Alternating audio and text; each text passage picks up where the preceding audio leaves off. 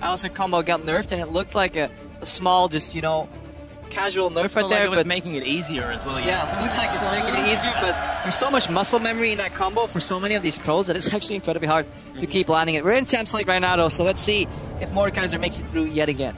Yeah, I'm excited to see what Bangkok Titans do on the blue side here as well, able to get that priority pick in. We'll see what they decide to go for. Rek'Sai is going to be banned away from Lulex, though, first up. The answer is Gangplank, surprisingly enough. Yeah, Freak touched about it earlier in the last Champs, like these high percentage bans will generally come out on the red side, so you can think Gangplank can get banned here, maybe Kalista, if you're really afraid of her, will still be banned on the red side, because those are champion picks with too much influence if they get to the first pick on blue side. Lulu is one of those other champions right here, so that's some of the bans that we could expect out of H2k. Yeah, Mordekaiser, Darius, some other options there as well for Bangkok Titans. They're going to ban away the Thresh, so not wanting to let that go to round 2, looking to try and get a different priority pick. Mordekaiser, no surprises there on that ban. Trying to keep it even, you know, ban percentages. Tabe said get rid of Lulu so that G4 has an easier time assassinating people. Of course, Ryu would be just fine on a Lulu, actually. Odoamna has actually been the big carry right now. He's actually number 2 of all top laners in this tournament in terms of damage share. So setting up Odoamna actually has been reasonably good for H2k, to be honest. Yeah, and speaking about Lulu as well, I mean, it is actually a first pick that the Bangkok Titans can go for. They are going to ban away the Tahm Kench. They are definitely bottling the axolotl here. This Warlock. Not going to be able to do that, but last ban for H2k. See what they do decide to take away from the Rift. And the Lulu is an option because Warlock, he plays out in the top lane. It's a safe top lane pick as well, and Warlock hasn't necessarily been the strong player on the Bangkok Titans despite being their shot caller. You may as well put him on something that can sit back and just control the lane. Yeah, well, the last game was very close. It did evolve from the way H2k dropped the composition. You could see in the bottom of your screen last time they played full-on assassin pick composition, but they ended up grouping for a lot of fights with it because they had Mordekaiser, so it was quite weird right here. Let's see if H2k get more of a traditional team composition right here, so because they still have a shot, you know, if they win this match right now and they beat EDG later on, they still have a shot of tying EDG, I believe, so that's definitely what they're playing for, so we may see a slightly more conventional by the numbers H2k coming out of here. And that's the thing, I mean, we saw it just yesterday, the wildcard team basically tying for 3rd place with H2k-Gaming, so the Bangkok Titans can live up to that and tie H2k with 1 win apiece if all goes according to BKT here. H2k definitely, as you were saying, very happy that Edward Gaming had lost the game just to go, because we might see in Game 5 of the day that battle for 2nd place between these two teams. Right now, taking their time with their first round picks on the red side. I mean, coming into the tournament, you would expect here just a generic jungle pick and a Braum support pick for Kasing. This was more in the 5.14 era, so obviously a lot of things have changed. H2k look like they still value Darius here, and Kalista obviously was never picked on red side in 5.14 because she was never open and available on red side, so she's open. Like that. I like to see Kasing play with Kalista usually because he can play even more aggressive, and Sharon and Kasing have good synergy when it comes to using Fate's Call, both defensively and aggressively. What's interesting to me, though, is the fact that Gragas didn't get picked up their first round for H2k because of the jungle bans, the Rek'Sai and the Elise both being gone. Gragas is basically next on the list for both these junglers here. I'm not surprised at all to see it go to BKT, but the fact that H2k cared more about the Darius than the Gragas is interesting to me. We have seen Lulex has played some Lee Sin so far, especially against teams that you rate personally weaker, where you think you could find more openings for aggressive ganks and just dash back.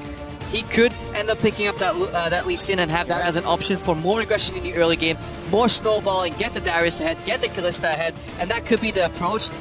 Obviously, I think if H2k could, they would have picked all 3 champions at once, but obviously only 2 at a time.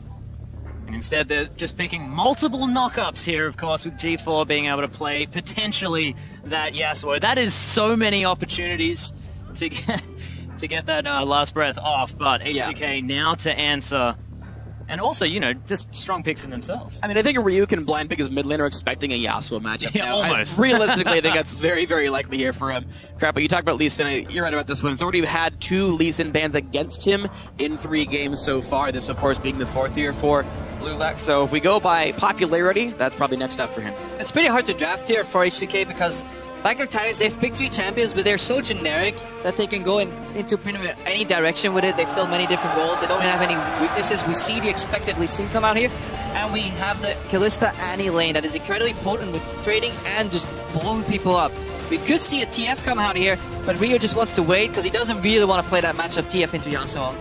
So this is probably a little bit far-reaching, but back when probably was a mid laner over in North America, Annie was his Yasuo counter pick, actually, because so many of her spells go through the wind wall, targeted stuns useful. This seems very unlikely, but... Where did it get him, though? It got him to Worlds as a coach. His mind for the game much better than his mechanics. That's true. And I mean, that's what we're talking about here, so that certainly works out. But Bangkok Titans now with 20 seconds to go. They have to round out this comp.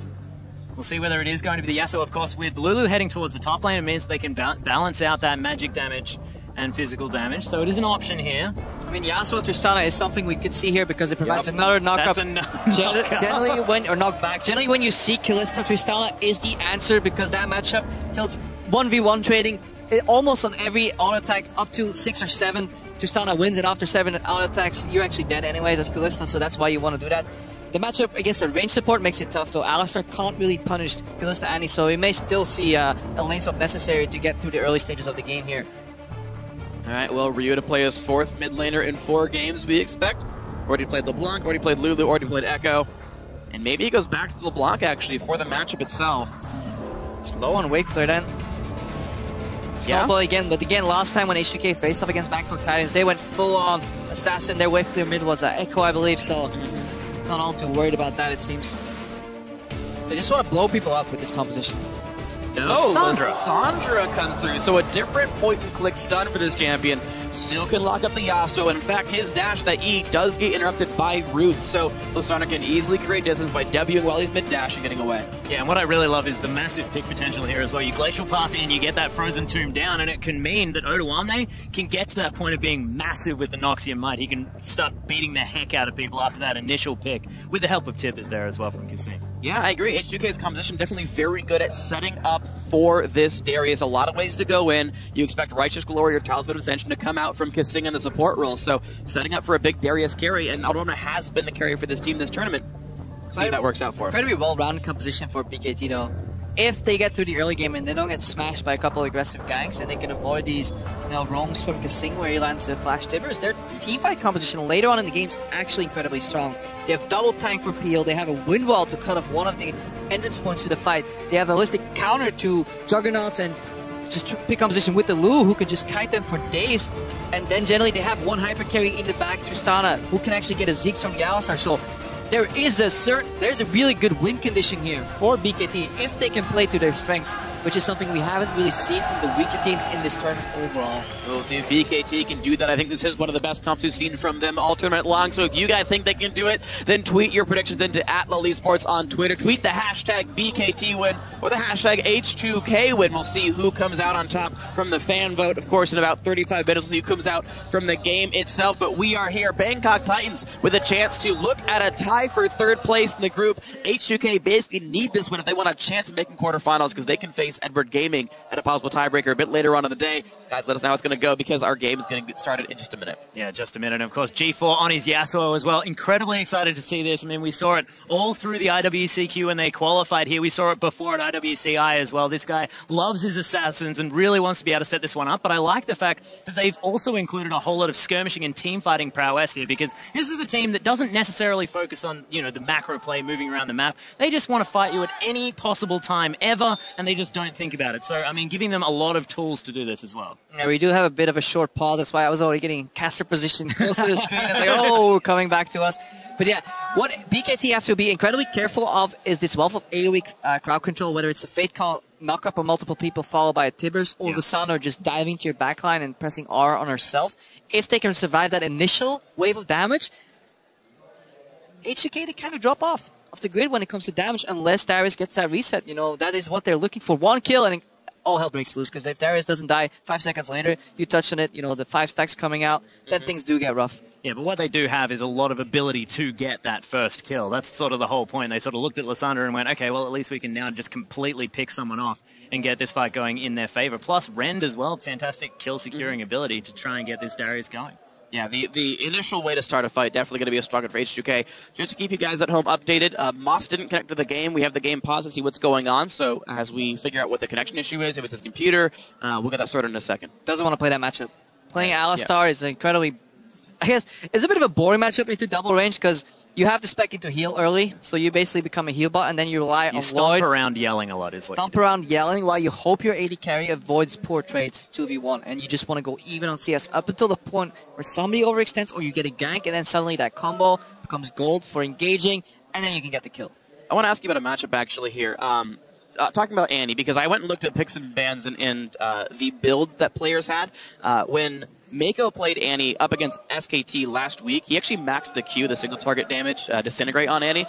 Is that actually normal? I thought it was normally W for like more AoE burst. I've always liked playing Annie with Q max because I feel in an entire rotation your Q will come up again and you can do a 1 extra damage spell. But overall, when you look at team fights, the second your W hits 2 people and you want to go for multiple people tibbers, then W kind of trails ahead. I don't think the cooldown shifts on any of the abilities. I think Annie's Q and W are static, so it's only damage. But Q is half the cooldown of a W, so overall you're more likely on single targets. Q max is better. If you're very confident in yourself and you think, well, I'm going to consistently land multiple man tibbers and Ws, then W max is the better approach. But for short lane trades, if they happen to go as far as 5 seconds, 6 seconds, getting the second Q with more damage in as they walk away could win you those trades. But we've seen this tournament so far very few bot lane trading, because every time you step forward for a trade, well, you have 2 teleports behind you, and then you learn your lesson. Yeah, I was actually going to mention the 2 teleports as well, because we were talking about Bangkok Titans, the fact that they don't necessarily move around the map quite as well, but now we've got H2k with the double teleport. The fact that now Bangkok Titans, they need to be very careful about where they're moving on the map so that they don't get caught out by what they use to get themselves here in the first place. Now it's going to be the thing to watch for. G4 not with the playmaking to get around the map. He's going to be all up the one-on-one with the exhaust in the mid lane. Double TP from H2k, going to be trying to make, again, those aggressive moves all around the map. Trying to make things happen with all their engage tools. Yeah, and Ryu is actually just an incredibly smart player when it comes to that. When H2k play triple carry comps into double carry comps, Ryu is actually very smart, and he likes to trade his life to just take out another carry. And if you do that equally, suddenly the game becomes 2 carries versus 1, and it's incredibly hard to just win a fight on a single carry. As we saw one game in the European LCS, Ryu was playing Twisted Fate against H2k-Gaming, and he would continuously just dive in, take out one guy with him in his grave, drop dead, but that way the fight will propel forward in a manner that Hjarn could continuously clean up untouched in the back. We may see this exactly the same if Ryu plays that way on Lissandra. But the game is unpaused, ladies and gentlemen. We're on to the rift for the Bangkok Titans taking on H2k. Bangkok Titans looking for some revenge to try and get themselves a win on the board. And meanwhile, H2k looking for their path into the quarterfinals. They win here, and they beat Edward Gaming a couple games later. They have that ability to tie break if all else goes according to seeding. Well, Moss and G4 now hanging out in the river. It's a pretty standard defensive start here. We've seen a lot of teams grouping up, trying to get that deep vision. But this time, everyone's just chilling out, observing the waters at the moment. 30 seconds. They're pretty waters. Yeah, well. Nice waves going through. Exactly. Beautiful. Slightly Girls with bears on their back as well. the scenic route of Summoner's Rifts. Slightly losing matchup in the bot lane, as we touched on earlier for Lloyd and Moss, but it's manageable with heals. Whereas Darius kind of gets countered by Lu pretty hard in lane, gets kited, gets denied, range versus melee. So does Nara as well. That is... When you face Bengi, most things are losing matchups. Bengi wins any matchup. So this is why actually Odoamne is opting into a double jungle to get past those rough early few levels. Also, Darius Lee Sin has a pretty decent double jungle overall. H2k initiating lane swap here.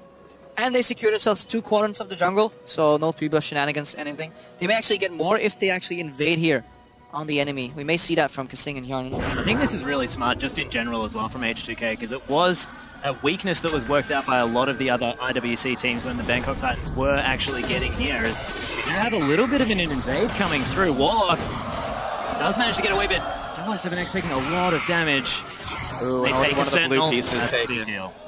Now G4 winning in the first trade against Ryu, though, so advantages across the map, but I think it's definitely a better one for the HK duo lane to steal part of the blue buff away and really screw this duo jungle. Yeah, you can't afford to start there with no wards defending the jungle entrance. You know, if you've played any scrims, you know that this is a viable strategy. If H2k opt to predict the lane swap or lane swap themselves, this is exactly what they're going to do almost every game. This isn't something new, BKT should have been ready for this. Yeah, this is the weird thing. Like, from all my experience playing competitive games, things like this are very easy to practice against 0 people. I even, like, had a team where we practiced lane swaps in a 5-0 just to get the repetitions down right. So that's honestly very surprising that BKT screwed this one up, but they're behind because of it.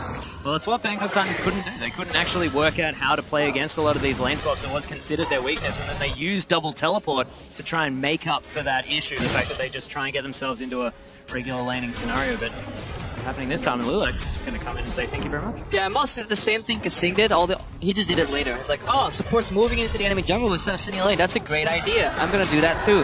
He moved in, but it's too late. They're behind on the tempo. Probably like stating it whenever you talk to him about lane swap, he says they're behind on the play. And H2k right now, they're ahead on the play because their tower is already melting. The wave will be bounced back for Odoamne, and he will spiral ahead in what initially was a losing matchup. This is really impressive as well by Hjarnan. He's actually saving auto attacks, making sure he's rending the last hit, everything, just optimizing the amount of damage he has to deal to the minion waves. They're setting up this turret, and looks like they're giving the gold to the AD carry. Mid lane matchup, still a close one. Exhaust used for not much. You can cancel the Sounders E if you knock her up roughly in the period where you predict her to use her E. So if that knockup came slightly later from G4, Ryu would not be able to proc the second part of his E and then relocate. That means Ryu would have likely had to flash. So that's a matter of not even seconds, just like milliseconds away. If that knockup just came slightly later, G4 could have actually forced a flash there in the mid lane. Maybe that's why he exhausted.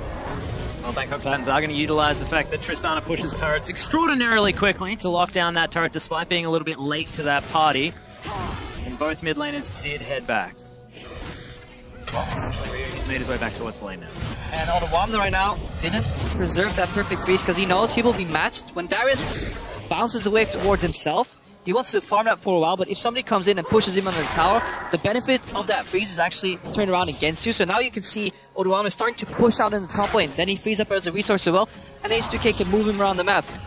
They actually like diving bot lane when freeing up the resource that is Odoamne. If not, they'll just swap the lanes around and keep him away from that Lulu, avoiding that poor matchup, and propelling his farm. Look at it, 16-3. Yes, that can even out, but it'll take time for Warlock. In that time, Odoamne is free to do whatever he wants on the map. And we'll see where he goes, tracking for the next couple of minutes here. Right now, the bot lane matchup already looking good for H2k. You can see they're plus 10 minions right now, and you talk about double range versus a melee support, and you can see how far back Lloyd and Boss have to play. They don't have the tools to win this matchup. Yeah, massive wave being pushed in the bottom too, so pressure everywhere except mid lane here for H2k, and they're using that to just get Lulex in a good position potentially to make some plays, find the enemy jungle later on. Yeah, a lot of damage coming down there as well as Hjarnan gets a lot of spears into Lloyd. Boss hanging around. They do have G4 cheating towards the bottom side. Actually, there's going to be the pulverizers. Boss used the flash to get back out. Exhaust down onto Hjarnan. As there's a flame body but he misses it. The slow goes down, and they're now focusing on this Callista as Lloyd few spears in him, but not enough. G4 even making his way into the party, but Odoamne's here as well. Is Kasing going to fall down? The heal comes out. Nice flash after the E as G4 is going to have to back away. Headbutt to try and disengage as everyone's here for the bottom lane party.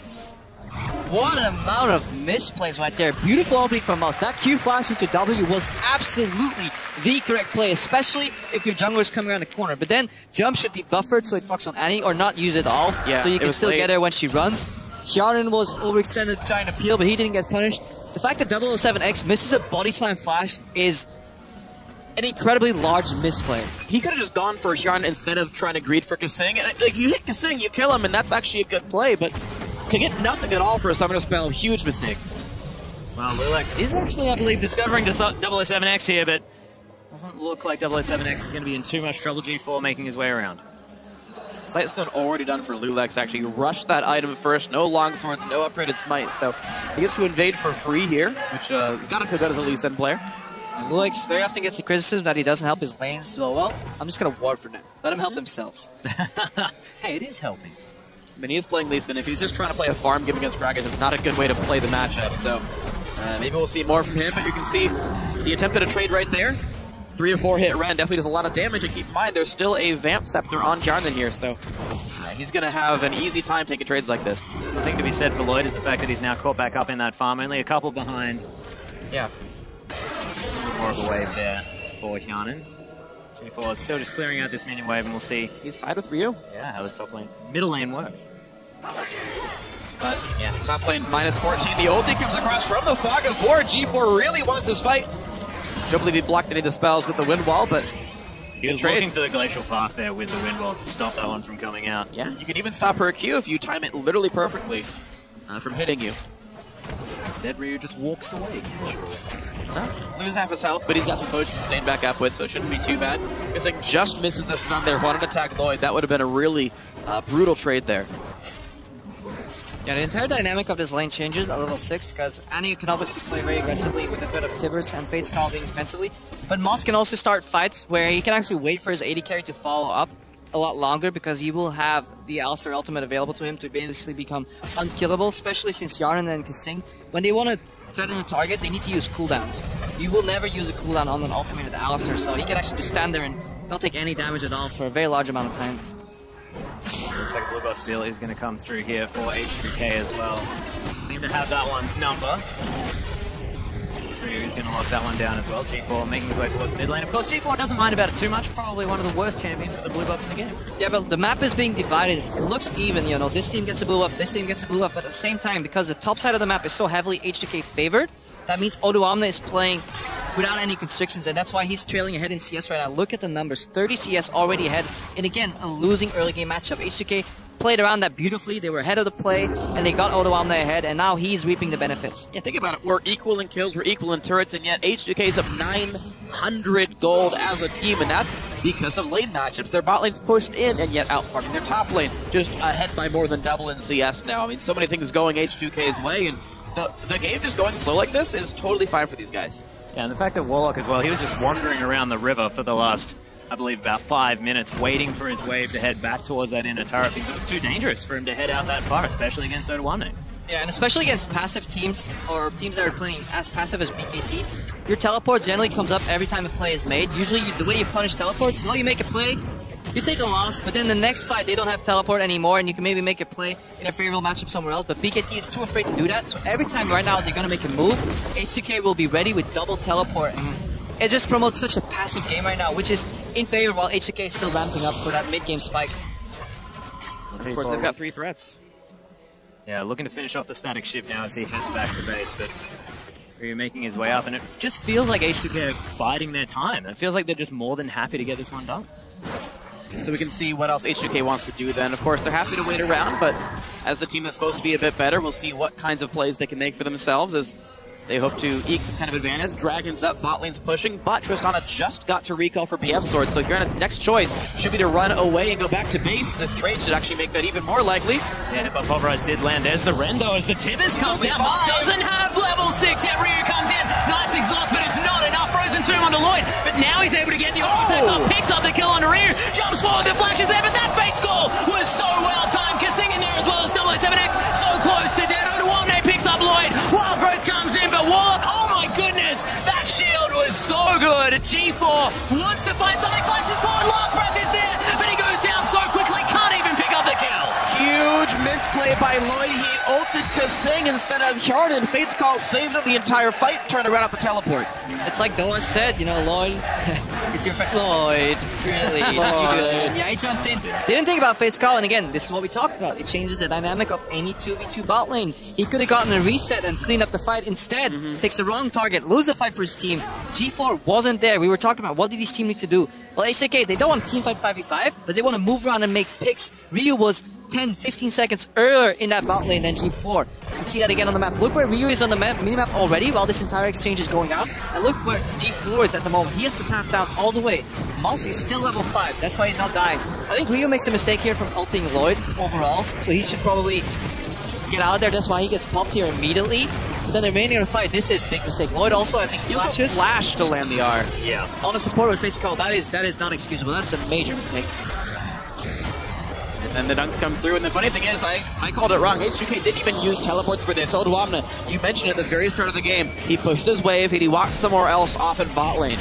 And they timed that with Ryu's roam as well. Ryu was already heading down. The entire team walked in the bot lane. The double teleport team all had walked in there. No summoners required. Easy fight. And that's a variation. You teleport to the bot lane, you walk back, or you walk there first, teleport back off into play if needed. Well, 007X has found a very large Darius here in the jungle. Explosive cast come down. He's looking to try and start something here. Barrel's going to get the slow, but Lulex is around. There's the rocket jump.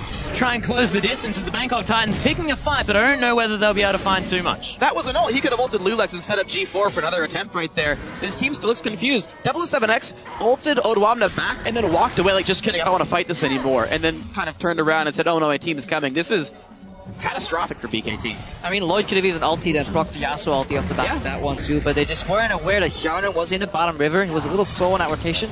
Again, because H2k is playing really good with in terms of vision denial, double pink ward. If you can't see anybody, you have to assume that they're close. That's generally the way you play the game. So that's why you want river vision.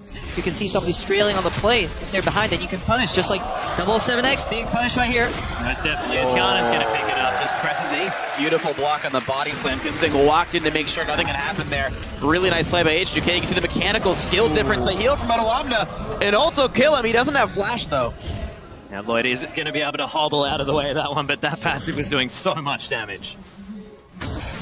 Oh dear, this game is starting to really break apart now. H2k, I asked, what are they going to do to break this game open? We know they're the more skilled team, and it was very intelligent roams by these players.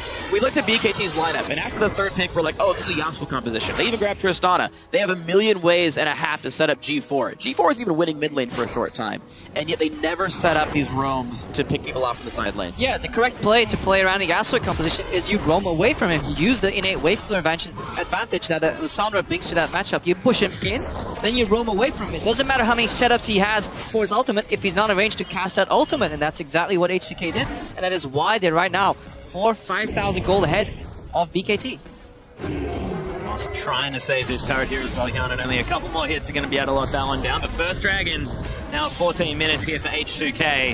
It's just Kasing, Lulex hanging out. There is vision available for the Bangkok Titans, but no one's here just yet. And Kanan's going to have enough spears in it. Yeah, look for the Bangkok Titans to just go all in for a group. That's what they want to do. They still have an incredibly teamfight-oriented composition. We've dubbed it the Exodia composition, where if you combine all members right here, G4 trading with Ryu. And Frozen Tomb comes in, but there's the stun. Everyone in for the party. How about some overkill there, H2k? How about you go to the source of the Yasuo? You get him himself, multiple point-and-click stuns, easy pickup. Wasn't too hard there. With H2k now with so much deep vision. You've been talking about the whole game, Greppo, and definitely know exactly what's going on. Even though sweepers are used in unison there, you saw the smallest of Venn diagrams there. The circles barely touched, making sure that little section of the jungle had no wards in it to make sure these roams are going to continue to be safe. There's a pink ward as well, so that entire strip, that normal path you take to and from mid lane and that left side of the map, unobstructed by vision, they can keep using that until BKT rewards it as they do now. Yeah, Odwamna has always had the support of either a player or multiple wards near him to make sure that he can push in his melee versus range matchup, and then just get the control and then leave. That's the way H2k have been playing, mostly because Hjarnar and Kasing, they played with less resources but still trade out ahead because they were just a superior duo bot lane overall here. So H2k individually outclassing, but also in terms of approach to this game, just a step ahead of Bangkok Titans the entirety of the game.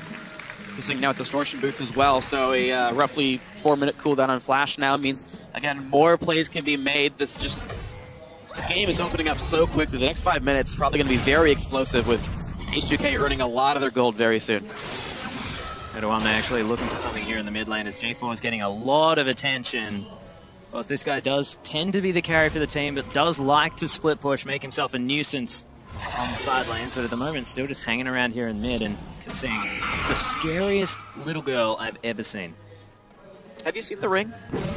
No, that's definitely too scary for it.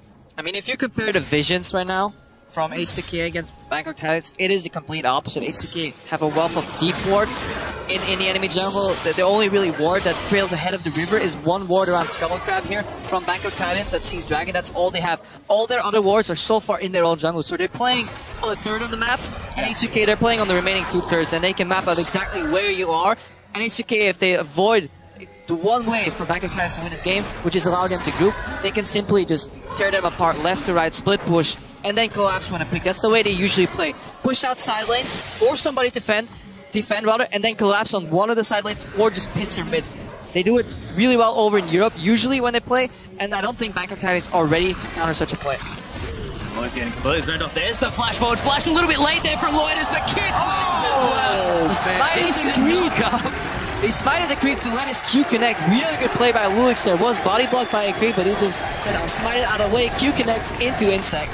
And the stuns were layered beautifully enough. Ryu with the long range ulti walked forward to the W so that Lulix could walk to ult him instead of having to Insect or to flash to make the kick happen. So a lot of things going right there for H2k. And you're just seeing the difference in the mechanical skill and coordination of these two teams. BKT, we knew were outclassed, but even just showing the examples of the high level of skill of the H2k players is nice to see. And this Lysandra definitely looking okay as well. Another unique mid lane pickup. No, we actually saw Kami play it. Oh, that's a a good point. That is a good point. I believe he's actually the PTO question winner. Yeah, Pain Kami, I believe, was the first player in Week 2 to pick a new champion. With mid lane Lysandra, so anyone who voted that one, congrats to the Hall of Fame. Lulix knocked around, but only one man gets ulted, and that's the guy with Fate's call on him. Nothing picked up. Odwabna soloing the front line. Ryu pushed back, but does it really matter? G4 caught up, and down goes Yasuo. Down goes 007. 3 already. Warlock's bleeding to death, and Lulix can't quite land the Q. But now this poor Alistair going to be hunted for his meat. H2k wants a burger. Oh, the upper hand not quite there. Moss just trampling his way away, doing his very best to get out. But yeah, aggressive body slam there from 007X, because seeing here finishing off Warlock with Ryu, adding insult to injury. And when that knock-up combo fails, Odoano just says, thank you very much, and he just cleans up that fight entirely. They don't get Moss. He's not German. Yeah, at least he gets some deep wards right now, so that's something for Bangkok Titans. But overall, H2k really win that fight, because BKT can't even get their favorable combo off. Like, that was a 2-man knock-up. You can suspend both people there, but you just go for the Annie, then obviously Face Call comes in again. Yes, we can watch this one again here. The knockup, and he can't quite get it on the right person. Literally no damage dealt. A big knockup from Moss. Like, if he waited for that one instead, and he got Hjarnan and Kasing and Lulix together, it would have been beautiful here. But Ryu and Odwamna, basically together, those two take the backline by themselves. Tristana's already dead. The Gragas now isolated away from all his damage dealers, and it's just so easy to clean up there. And Ryu showing actually it was Mylon who played the Lysandra. How to do it right. And yeah, just Bangkok Titans, they're not mastering their own champions. They've made critical errors when it comes to playing against Fate's Call twice right now. Lloyd has been jumping in aggressively, using his flash even to interrupt his own jump. We saw 007X with the right play. Your group, you want to get a knockup combo, but it's incredibly telegraphed and on the wrong members. You want to go for carries, because even if you kill the support and maybe the jungler, you're still going to lose at that fight, because H2k playing triple threat here. And it's even Tank Lee Sin. He went Cinderhulk after Sightstone there, so it's not like you're removing one of the damage threats. It's not even easy to kill either, so unfortunately the execution lacking here for BKT. And again, part of that is H2k making sure they're in the right place. Hjarnan, never the one in front, still 0 deaths in this game. Ryu only dies when it's for a good trade for his team, so the option's not really even open for BKT. Yeah, and H2k now just preparing for Baron. You can see so many wards around the area, but they're just clearing out the turrets while they can. G4 looked like he was trying to get something happening, but at this much of a gold deficit, what can you do? Odoamne's going to get caught out of position just a little bit, kicked underneath the turret, but look at the heal coming through. 007X is already dead. The shutdown finally comes through, but is it going to be enough? Warlock's going to die as well. It's a double kill for Hjarnan. He's now hunting for more blood. Lloyd's going to fall shortly after as Ryu had picked up G4, and H2k is so far ahead. That was absolutely the correct play to make for Bangkok Titans. Sadly, they were just too far behind for that to even work. A beautiful Shane layering CC on top of Odoamne, the biggest threat, the biggest carry, but he was just too tanky, gets 1 Q off, and suddenly that fight is lost. And so is this inhibitor here as well as H2k. 3 dead on the side of the Bangkok Titans, able just to take control of this base. There it is. 21-minute, 23-second inhibitor kill. H2k going to put the record at 2-2 if they can close out this game. Same record as Edward Gaming. So, again, will be the match they're looking for later in the day. Small pencils Ryu here. And they're going to have some people showing up. Warlock. Pixie. Oh, good flash for Ryu.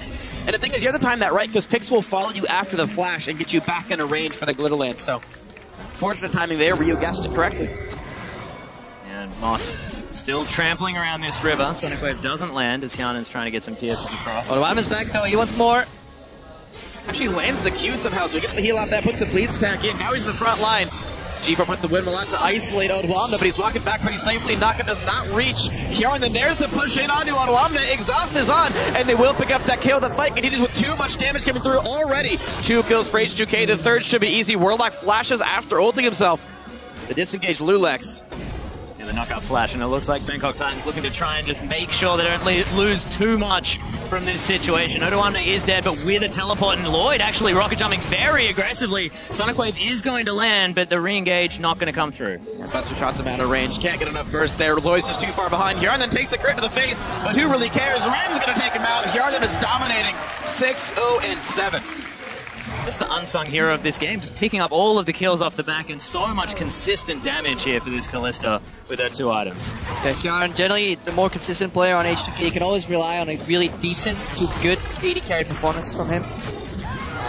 Especially in Kalista, I think he's mastered over the year, or not over the years, but over the months there in the European Summer Split. So? And he actually completed a Bloodthirster from a longsword as well. So when I said 2 items, I meant 3 now, pretty quickly. And the thing is, even though I suppose mathematically Last Whisper is a little bit more damage per gold here, there's just so little armor that doesn't really matter, and the extra lifesteal just, it's a bit safer. He's facing up against the Yasuo and whatnot. Item builds aren't really that important, but here they're making sure he's pretty much unkillable in this late game. Yeah, he's the only really threat that was slightly killable still on Bangkok Titan's side.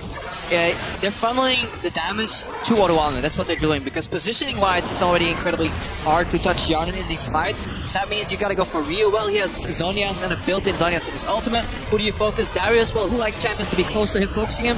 Darius does. So overall, it makes sense. It's easy to analyze it this way when H2k is 17,000 gold ahead, but sure, still need to itemize correctly. Now with the Baron as well on top of that. So H2k now looking to push up these waves and get the last remaining couple of inhibitors. As G4 and Moss trying to hold off Odwamna, who's just a one-man wrecking ball at the moment. And looking at ahead at the match against EDG, momentum is very important, especially when multiple games get played on the same day. EDG may be a little distraught by the way they got dismantled by SKT, and H2k could feel confident here. I think the average level of play still was higher in the other game, but Lulex now gets caught. Yeah, the ult come out. Ryu's going to ult himself as the exhaust comes down, but look at that massive frozen domain as Warlock able to ult himself, but there's just too much damage from H2k. Double kill already. G4 trying to make something happen, but that's just going to be a triple kill there for Hjarn. That was a good play there by G4. He hexed Ryu when he came out of his frozen tomb, so he couldn't use his Zhonya's. Sadly for him, when you're down 17,000 gold, that's not enough. You need multiple good plays and a lot of mistakes from H2k. They don't make the mistakes and they're closing out. Yeah, this one is just the gold lead here. The very end, though, actually has some very good plays. 007X had body slam ready for the glacial path jump as well, so Ryu was when he first got in, but it's far too much now. The gold lead's there. A 25-minute win in the works here for H2k. They improved the 2-2, and the chance at making the quarterfinals is still alive. Congratulations to H2k. That just looked like such a clean performance, and we spoke about the fact that the Bangkok Titans like to play scrappy League of Legends. Just looks like this sort of team fight composition doesn't really play to their strengths, and G4 was just way too far behind to get any sort of split push done. I mean, that's the problem, is the early game did not go well. The lane swap, they got outplayed in this one. Odwamna just completely outperformed Warlock, got around the map, made these roam plays, TPing back to lane. All of that went absolutely beautifully for H2k. That was the early game lead, and you talked about, we heard, what Yamato Cannon said about H2k. They played textbook League of Legends. They are very good at the 5v0 style of game. You saw the lane swap, it worked out better. They invaded the jungle, but it happened to them. They pulled BKT behind, didn't happen to them. They got the turret down first, and got back to lanes first, didn't happen to them. The sort of 5v0 element of this game was all H2k, and when it came back to the regular fights, it was almost too late. Lulex actually walked too far there. His team was like, Lulex, come on. We're about to foul. There he is. There he is back. Just being waiting for the foul to the crowd here. But yeah, Bangkok Titans, they could have done their research better, because the plays that H2k made here, they made already in the European LCS. That lane swap style was nothing new, nothing surprising, and they just started with an incredibly greedy start, not defending their weak side of the jungle where you can get punished the hardest, your double jungle. Fell behind the momentum, tower falls first, bounce wave to Oruwamne. Once he potentially gets threatened, he makes that bounce wave into a push advantage, frees him up again. Suddenly he can move around. Eventually, Ryu breaks open out of that mid lane. He roams bot. There's no Yasuo setup anymore, and everything falls to pieces for the Bangkok Titans. So, they had a good composition, but they didn't play to their strengths, just as we expected.